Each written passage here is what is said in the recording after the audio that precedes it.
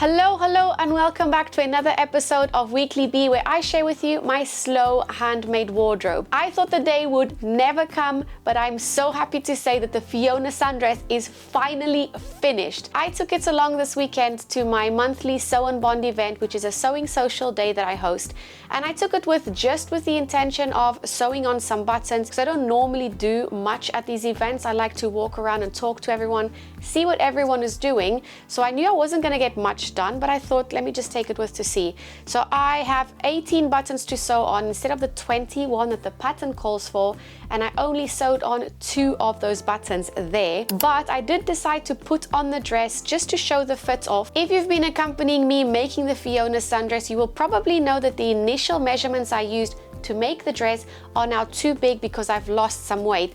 So when I tried it on, the lovely Karen, which is a regular at my sewing social, she helped me pin the back. So there are 2 back seams on the bodice, and so she came up with a brilliant idea that instead of me widening darts or taking it in at the sides, because I knew that if I would take it in at the sides I would be losing some of the opening of the pocket, Karen said, well, why don't we just make a seam all the way from the top down to the hem? And I thought that was a brilliant idea. So Karen helped me pinch out some of the fabric and pin it in place, starting by about mid bodice and starting it out like a fish eye dart, so starting at a point and then widening it, but instead of closing it as like the fish eye dart, just continuing all the way down to the hem. So I've ended up pinching about 1/2 inch on each side seam, starting from the bodice and then going all the way down to the hem. Now I was a little bit lazy in the sense that I didn't unpick the hem to then redo the hem. I just kind of sewed the hem as it is. But one thing that I did want to do was I was thinking of chopping off the dart that was originally on the skirt, because I'm no longer needing the dart because I've just created a whole new seam. But in the haste and with my happiness of finishing off the dress, instead of overlocking that first, no, I decided to sew everything shut again at the bodice because I had unpicked it to sew it properly, as in pinching out the seams. So when I was sewing it together, I just did that without overlocking anything, just to get it finished. And then I realized, oops, but I wasn't going to unpick it.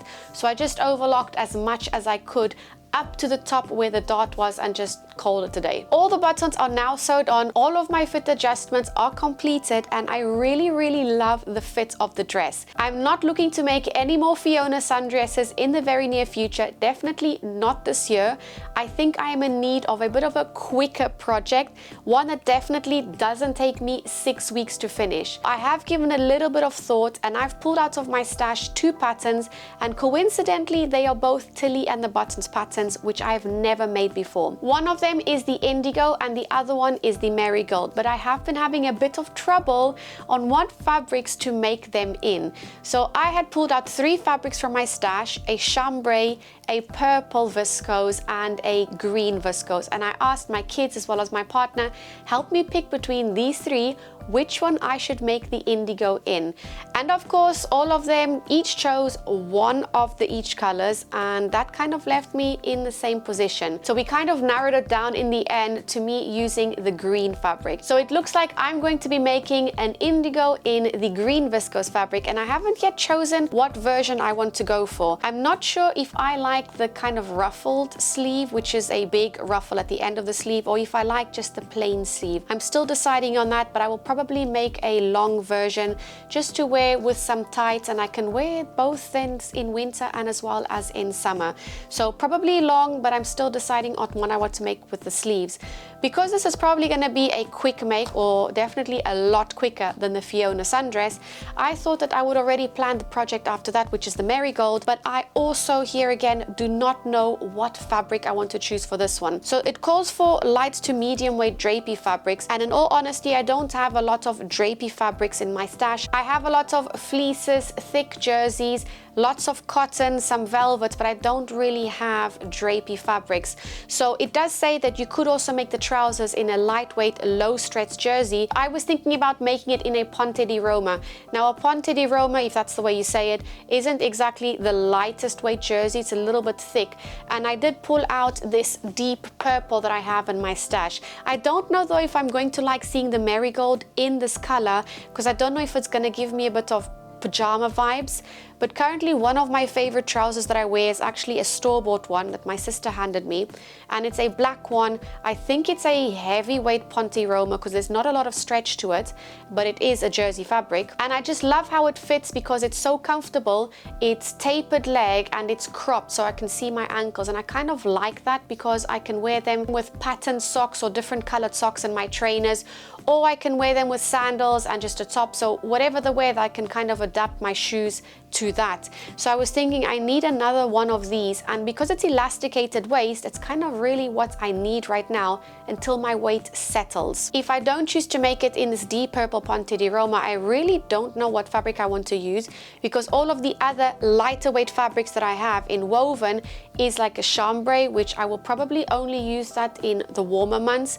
And as well, I have the purple viscose that I was planning to make the indigo in, but I feel that's a little bit too lightweight as well, and only use that in the summer. So I really don't know what fabric I want to make the trousers in, but I'm definitely gonna make the trousers. I just don't know what fabric to make it in yet. At my sewing social, one of my other lovely regulars, Lena, she was working on a skirt in a black and white fabric with diamond shapes, and I loved the fabric. So actually when she finished cutting out all of her pattern pieces in a skirt that she wanted to make, she actually gave me the rest of the fabric because I was just drooling over it. So I was thinking that I could also make these as trousers, for example the marigold, but I think that because it's white and I don't know if it's going to be a bit see-through by the bum area, I would also probably only wear this in summer with like lightweight knickers. Is that how you'd say it? I just call them panties. But I would probably only wear this in the summer. So I want to maybe keep this one for a skirt. And I've even been thinking about making the exact same skirts as Lena because I really loved how it looked when she put it up to her. So this is a fabric that I also want to use very soon. So I've kind of got three plans. I've got the indigo, the marigold, and something to make with this fabric. So let's see what happens. Last week, my eldest broke up for school holidays, and I did tell you that I wanted to make teachers gifts, and I always leave everything to last minute, which this occasion, of course, the same happened. So school was breaking up on Thursday, but on Tuesday afternoon when she came back from school, she said to me, "Mommy, tomorrow is one of my teachers' last days."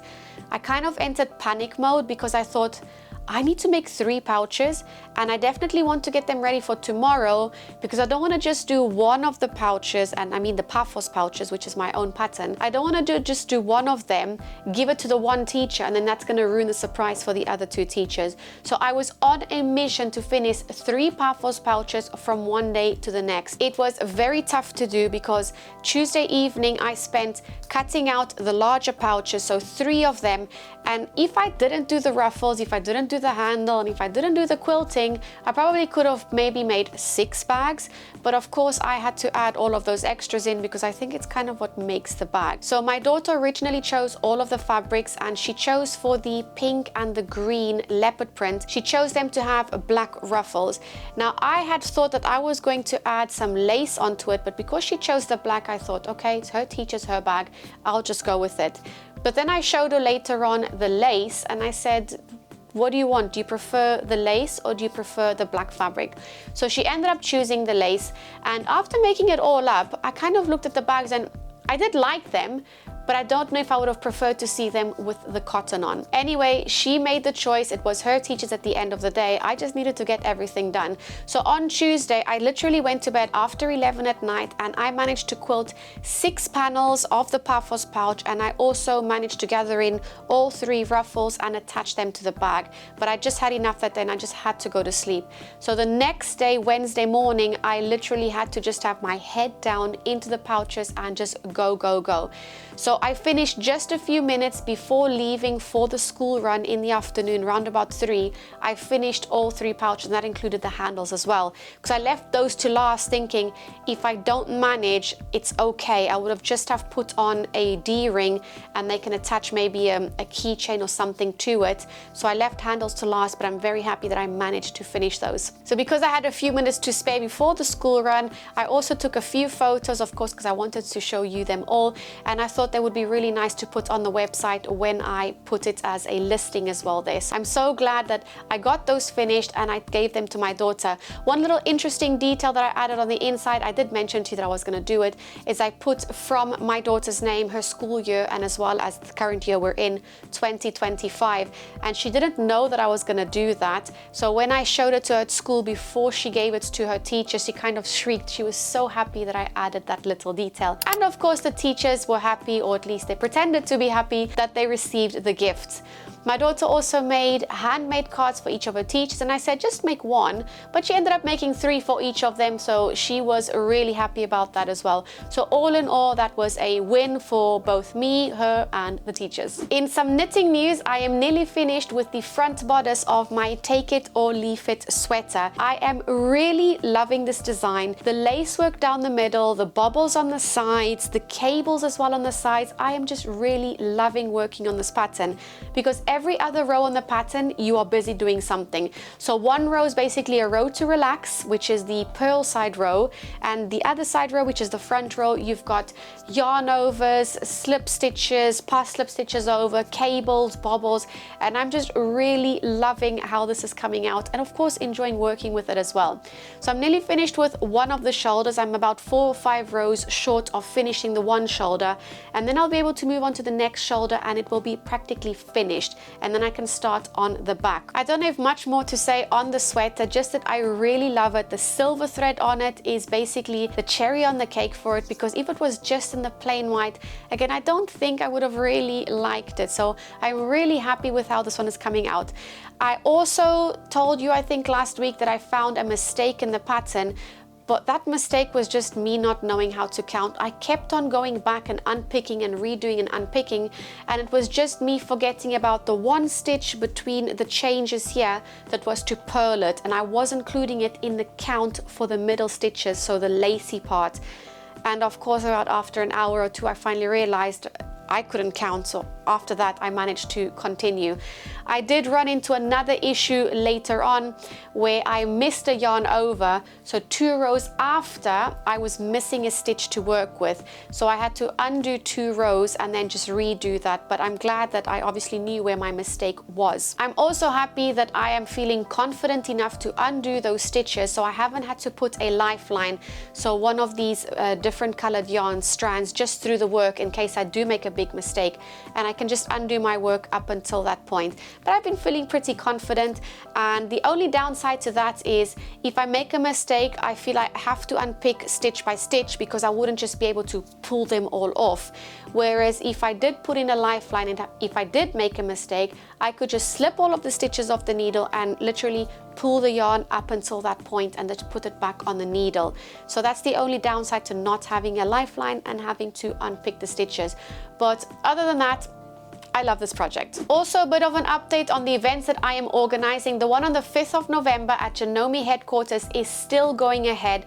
So I'm just finalizing some of the details, working on some sponsors, and it will be just a day full of sewing, full of goodies, and I'm very excited for that event. So I will leave a link in the description box below if you want to be alerted for when those tickets go on sale. Seats are limited, and I'm only going to put up about 15 tickets for sale. So if you do really want to come when those tickets go up, please don't delay in booking your spot. For my monthly Sew&Bond events, I have some spaces in October, November and December, and because I had a few lovely people ask me to be put on wait lists in case a space opened up in August and September, I decided to actually create an extra date. So I've got another Sew&Bond on the 13th of September, and there's only 3 or 4 spots left on that one. So if you'd like to join us for a day full of sewing, we are a very friendly bunch, and there's lots of delicious treats for you there. You will find a link in the description box to more details about the event. Other than that, let me know in the description box what you are working on or what are your plans.